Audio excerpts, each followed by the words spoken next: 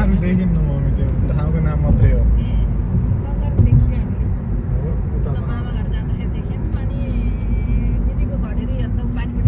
अहिले कति बजे छ अरे अहिले 6 बज्यो सेटिङ बिग्रेछ अहिले ब्याट्रीले गर्दाखेरि 6:15 बजे बेलुकाको के भन्छ ब्रिस्बेनको घुमघाम होइन मैले भन्ने है तिमीले भन्ने कुरा अब केही छ तिमीले भन्नुपर्ने 6:15 बजेको ब्रिस्बेनको घुमघाम भनेको क्या